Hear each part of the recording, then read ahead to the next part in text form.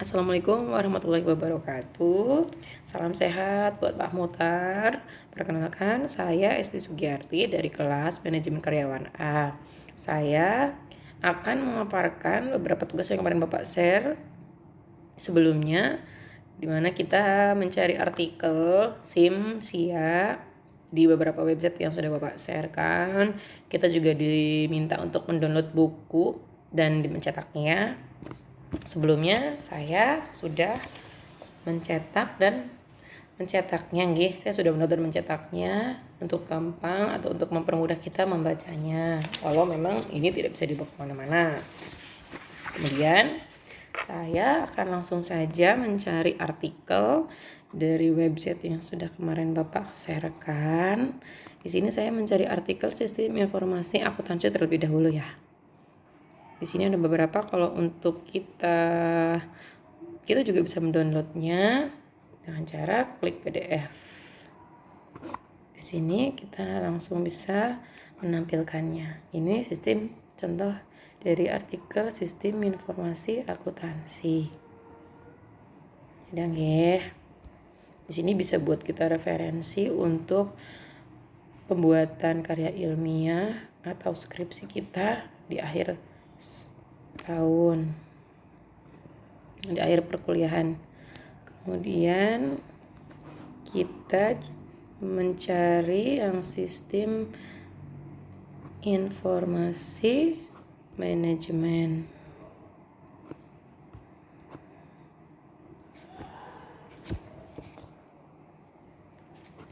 Sama nggih. Kalau kita ingin mendownloadnya, klik yang PDF. Ditunggu sebentar. Kalau internetnya lancar, biasanya cepat ya. Tapi kalau lagi gangguan, memang kadang sulit. Ini hanya contoh saja ya. Di sini banyak artikelnya. Ya, sampun penjelasan saya. Kemudian yang pertemuan 11 saya sudah merangkumnya tentang saham. Saham itu apa? Segmen saham perusahaan, laporan keuangan, ada 7 yang kemarin Bapak minta ya. Di sini saya ingin menjelaskan apa itu saham. Saham adalah suatu dokumen berharga yang mampu menampilkan bagian kepemilikan dari suatu perusahaan, yang artinya saat seseorang memutuskan untuk membeli saham, maka sebenarnya orang tersebut sudah membeli setengah atau sebagian dari kepemilikan perusahaan yang dibelinya. Saham biasanya tuh berupa lembaran gitu. Terus yang kedua, segmen saham perusahaan. Di sini saya mencontohkannya gas bumi. Di sini gas bumi. Pemerintah menargetkan terdapat 4,7 juta sambungan jaringan gas atau Jargas pada tahun 2025. Sementara itu, PD Gas mencatat jumlah pelanggan dari segmen rumah tangga per semester 1 tahun 2019 baru mencapai 348.508 rumah tangga. Di situ sehingga kita tahun 2024 PGAS berencana membangun beberapa infrastruktur baru, diantaranya jaringan pipa distribusi sepanjang 500 km, pipa transmisi sepanjang 528 km, terus 3,59 juta sambungan rumah tangga dan 17 fasilitas LNG di seluruh wilayah Indonesia. Kemudian ada laporan keuangan 10 tahun terakhir. Di sini saya mencontohkan karena saya sudah mencetaknya ya. Saya sudah mencetaknya. Di sini ada PP Tri Nuansa Citra Tbk, laporan keuangannya untuk tahun berakhir pada tanggal 30 Juni 2018 dengan angka perbandingan 31 Desember 2017. Ini ya, saya sudah mencetaknya karena kalau misalnya saya itu di rangkuman terlalu banyak. Di sini ada laporan posisi keuangan,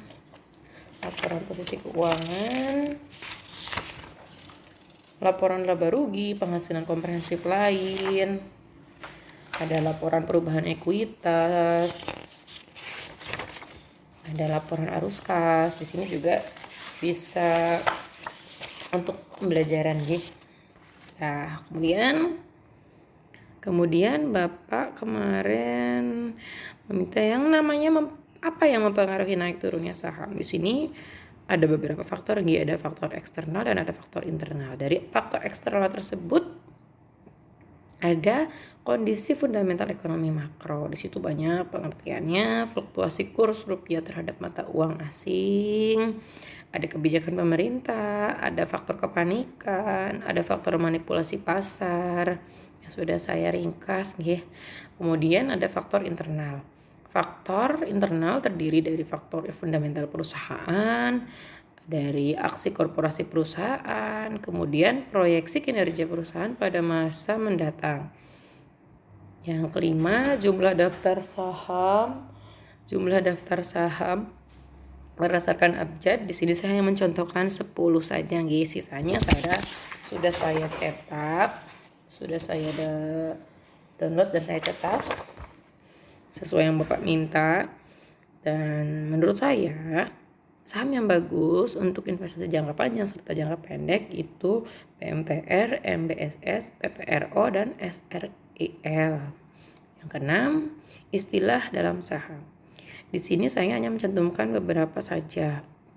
Ada biaya transaksi saham, book value, ada saham, ada dividend payout rasio, dilusi saham, ada ex-date, ada GDP, ada January efek, ada obligasi, ada saham, ada risiko, ada rate, dan lain-lain ya.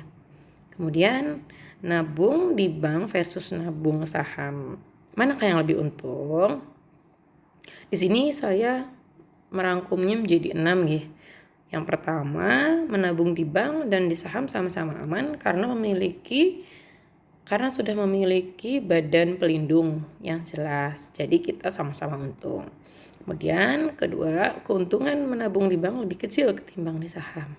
Bisa dibandingin ya.